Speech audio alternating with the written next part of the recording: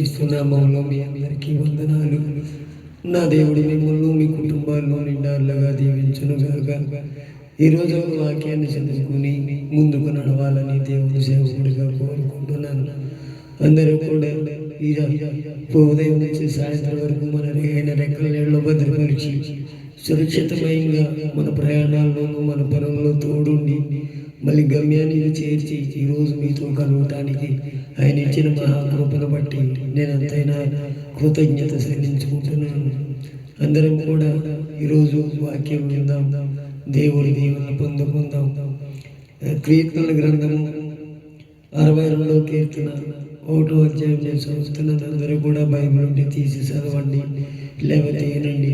ఈనుడి వల్ల విశ్వాసం కలుగుటను, చదువుట వల్ల జ్ఞానం కలుగునని లేఖనాల ద్వారా తెలుసుకుని ఆ విశ్వాసాన్ని ఆ జ్ఞానాన్ని మన హృదయంలో భద్రపరచుకుందాం.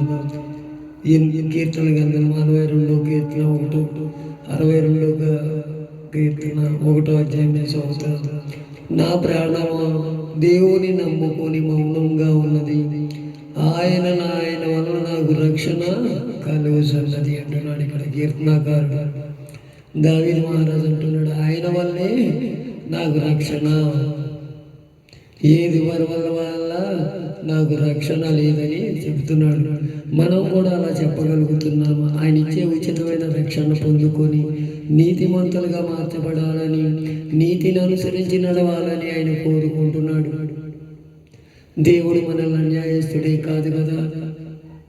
మనం నీతిగా నడుస్తున్నామా, యథార్థంగా నడుస్తున్నామా? ఒక్కసారి మన హృదయాలు మనమే పరిశీలించుకో. రక్షణ పొందుకోండి, దేవుడిచ్చే రక్షణ పొందుకోండి అంటున్నాడు. మనం ఆ రక్షణ పొందుకోగలుగుతున్నామో లేదో ఒకసారి మన హృదయాలు మనమే పరిశీలన చేసుకుందాం. దేవుడిచ్చే రక్షణ ఎలా ఉంటుందంట? పరలోకమునకు పోవు మార్గములా ఉంటుందంట.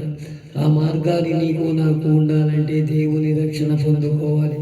నీతిని ఎందుకని నా నీతిమంతుడంటే విశ్వాసంగా జీవించునని రోమాపత్రికలో రాశాడు కదా. నీతిని అనుసరించి ఎవరైనా నీతి మార్గంలో నడవగలిగితే, నీతిని అనుసరించగలిగితే దేవుడు నీతిని నెరవేర్చే వాళ్ళ నీతినే ఆయన రక్షణ పొందుకుంటారు. ఆయన రక్షణ నీతిని అనుసరించమంటున్నాడు, యథార్థంగా జీవించమంటున్నాడు.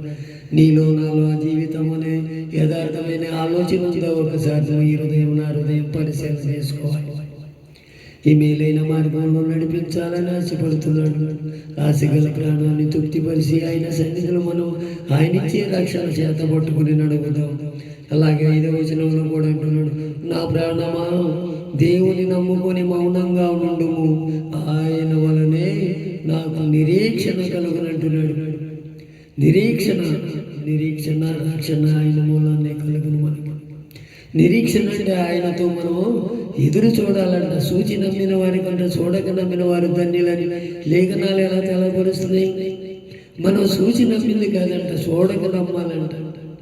అదే మన నిరీక్షణ. నా దేవుడు నన్ను కాపాడుతాడు, నన్ను రక్షిస్తాడు, నన్ను గొప్ప చేస్తాడని ఒక నిరీక్షణ పెట్టుకొని ఆయన తట్టు మనం తిరగగలిగితే దేవుడు మన పట్ల కార్యం చేయడానికి ఇష్టపడతాడు. అదే మన నిరీక్షణ అయి ఉండాలి, అదే మన ఆలోచన అయి ఉండాలి. ఆ ఆలోచనలో మనం నిత్య జీవాన్ని పొందుకోగలం. కాకులను పోషించాలి. ఏలియా కాకులతో పోషించినాడు, సారేపతి దూరాన్ని నూనెతో పోషించినాడు. నిన్ను నన్ను ఎందుకు పోషించను? ఒక నిరీక్షణ నీలో నాలో ఉందా? ఒకసారి మన హృదయాలు మనమే పరిశీలన చేసుకుంటాం. ఈ రాత్రికాల సమయంలో వీలైన మార్గంలో నడవాలని ఆశపడుతున్నాడు. ఆశగల ప్రాణాన్ని తృప్తిపరిచి ఆయన సన్నిధిలో నిరీక్షణతో ఆయన ఇచ్చే రక్షణ పొందుకుందాం. ఆ నిరీక్షణ కోసం ఎదురు చూద్దాం. అలాంటి కార్యం చూడాలని ఆశపడుతున్నాడు. నీతిమంతులు విశ్వాసంగా జీవించనని వారి ప్రకారం విశ్వాసంగా అంతకంతకంటే విశ్వాసం వద్దిల్లంట. నీ విశ్వాసమే నిన్ను బాగు చేసింది, నీ విశ్వాసమే నీకు రక్షణ ఇచ్చే. నీ విశ్వాసం ఎలా ఉందో, నా విశ్వాసం ఎలా ఉందో దేవుని ఎదుట మనం కాటా పెట్టి చూసినప్పుడు అది ఎలా ఉంటుందో మనం తెలుసుకోవాలి. రాత్రికాల సమయం నీ నిరీక్షణ ఎలా ఉంది, నీ విశ్వాసం ఎలా ఉంది? నీ విశ్వాసాన్ని కాపాడుకో. ఏమంటున్నాడు? 2 తిమోతి పత్రిక తిమోతి ఏమంటున్నాడు? నేను విశ్వాసాన్ని కాపాడుకుంటే నేను అక్కడ కడముట్టించేటట్టున్నాడు. మనం ఏ శ్వాసంలో ఉన్నాం, దేవుని సన్నిధిలో మనం ఆ నిరీక్షణతో మనం ఉండగలుగుతున్నామా? అలా సునియోను కూడా అదే నిరీక్షణలో ఉన్నాడు. నేను దేవునిని చూడనే మరణం కాను అని ఒక నిరీక్షణ పెట్టుకొని ఆయన దేవుని చూసే వరకు కూడా ఆ నిరీక్షణ కొనసాగించాడు. అప్పుడు అంటున్నాడు, నాదా నీ మాట చొప్పున నాకు జరుగునుగాక. ఎంత నిరీక్షణ అండి సుయోనికి! ఆ నిరీక్షణ నీలో నాలో ఉందా? ఒక్కసారి మన హృదయాలు మనం ఏ పరిశీలన, దేని మీద ఆశ పెట్టుకుంటున్నాం, దేని మీద మన గురి పెట్టుకుంటున్నాం, దేని మీద మన తలాంపు పెట్టుకుంటున్నామో ఒక్కసారి మన హృదయాలు మనం ఏ పరిశీలన చేసుకోవాలి. రాత్రి నిన్ను నన్ను కూడా నిరీక్షణ కాపాడుకోండి, నేనిచ్చే రక్షణ పొందుకోండి అని కంఠాబద్ధంగా చెప్తుంటే ఆయన మనం ఏం చేస్తున్నామో ఒక్కసారి మన హృదయాలు మనం ఏ పరిశీలన. అదే 62వ కీర్తన 6వ వచనంలో కూడా ఆయనే నా ఆశ్రయ దుర్గము, నా రక్షణాధారము, నా ఎత్తైన కోట, ఆయనే నన్ను కదిలింపబడును అంటున్నాడు. ఇంకెవరు మనల్ని కదిలిస్తారు? మనం ఎవరిని కూడా ఏది చేయలేని స్థితిలో ఉంటున్నాం. మనం ఏది చేయలేని స్థితిలో ఉంటున్నావేమో ఒక్కసారి నీ హృదయాన్ని నువ్వే పరిశీలన చేసుకో. ఆయనే నాకు రక్షణ. ఎక్కడి నుంచి వస్తుంది రక్షణ? ఇదే ద్వారా రక్షణ కలుగును, నిరీక్షణ కలుగును. ఆయన వల్లే నాకు రక్షణ కలుగుందని చెప్పగలుగుతున్నాడు దావీదు కూడా. మనం అయ్యే నిరీక్షణ, అయ్యా నీ సన్నిధిలో నన్ను తోసిపోయివాకయ్యా, నీ నిరీక్షణకు నేను కట్టుబడి ఉంటానయ్యా, నువ్వు ఇచ్చే రక్షణ నేను పొందుకోవాలయ్యా. ఎంత దయగల మాటలు చెప్తున్నాడు చూడండి దావీదు. అలాంటి స్థితి నీకు నాకుందా? మా ఆయన రాజయ్యుని కూడా ఎంత తగ్గింపు జీవితం చూడండి. మనకు ఆ జీవితం కలిగించాలని దేవుని ఎదుట ఒక తీర్మానం చేసుకుందాం ఈ రాత్రికాల సమయం. దేవా, నా ప్రాణమా దేవుని నమ్ముకుని మౌనంగా ఉన్నది, ఆయన వలనే నాకు రక్షణ కలుగునని ఒక నిరీక్షణ పెట్టుకుని మనం ఆయనతో మనం అంటుగట్టబడితే దేవుడు విన్నైన దేవుని దీవించడానికి ఇష్టపడుతున్నాడు.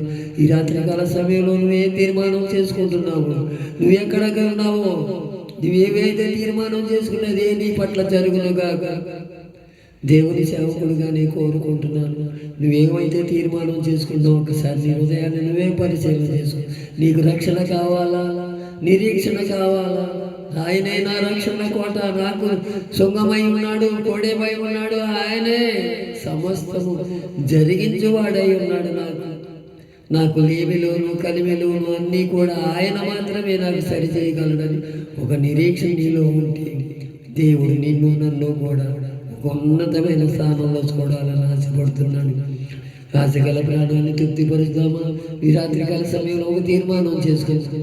దేవా, నా ప్రాణము దేవుని నమ్ముకొని మౌనంగా ఉన్నది, ఆయనే నా రక్షణకర్త, ఆయనే నా జీవన ప్రదాత అని మనం ఒక్కసారి తీర్మానం చేసుకుని దేవునికి మన అప్పచెప్పుకొని ఆయనతో మనం అంటూ కట్టబడితే జయ జీవితం అనుగ్రహించగలము.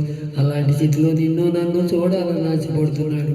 నీ జీవితం ఎలా ఉందో, నీవు ఎలా ఉన్నావో, నీ కుటుంబాన్ని నువ్వు కట్టుకొని నీ కుటుంబంలో రక్షణ పొందుకోవాలని కోరుకో. నేను నా ఇంటి వారు యెహోవాని సేవించదు, నేను నా ఇంటి వారు యెహోవా ఇచ్చే రక్షణ పొందుకుంటామని ఒక తీర్మానం చేసుకుని దేవుని సన్నిధిలో నిలబడి అడగగలిగితే ఆయన ఇచ్చే రక్షణ, ఉచితమైన రక్షణ పొందుకొని ఆయన జీవితం అనుగ్రహిద్దామా? నీతిమంతులు అంతకంతగా విశ్వాసంగా వర్తిల్లారంట. నీ నీతిని నెరవేర్చువాడు ఆయన. నీ నీతికి తగినట్టు జీవించే కృపను నాకు దయచేయ్యా.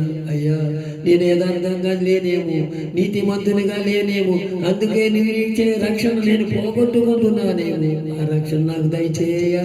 నీ సన్నిధిలో నేను ప్రాణాలు పట్టుకుని బతిమలాడుతున్నానయ్యా. అయ్యా, ఇప్పుడు వరకు జరిగినది ఏదో జరిగిపోయినది, ఇక మీదటైనా నా కుటుంబం రక్షణలోకి రావాలయ్యా.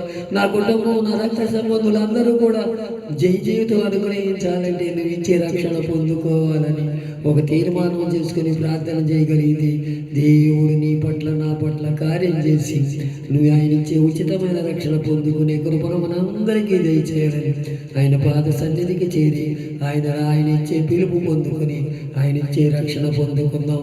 ఇట్టి మాటలు దేవుడి వినికిడిలో దీవించి ఆశీర్వదించును గాక. ఆమేన్.